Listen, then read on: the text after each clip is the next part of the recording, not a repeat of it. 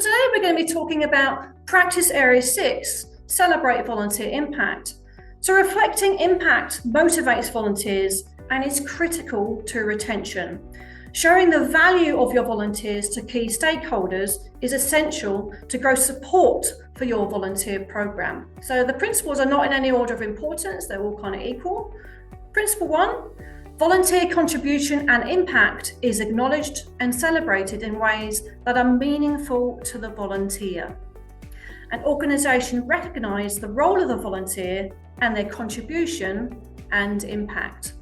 I think the key takeaway for me from this practice area, and hopefully for you as well, is about making it impactful and relevant to the volunteer. It needs to be meaningful. And those meaningful acknowledgements, appreciations, and celebrations really will help you retain your volunteer in the long run. So the key again for me is a personalised approach where possible.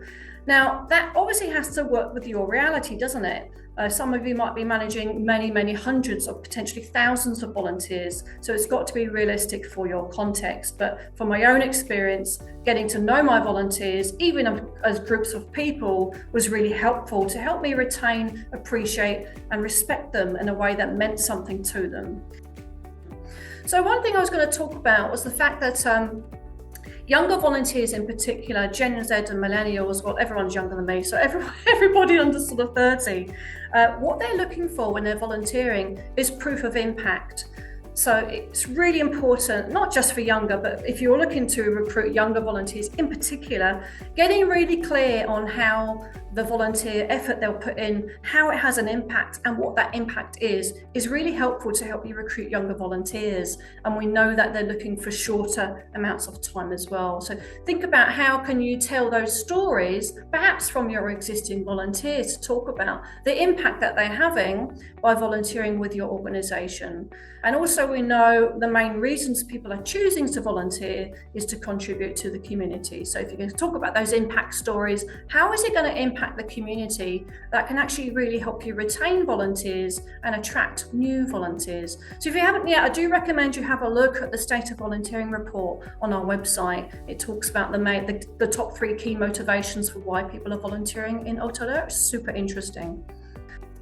For our own organisation, we don't really work with volunteers directly, but we do an annual impact report, which is talking about some of the intangible stuff as well.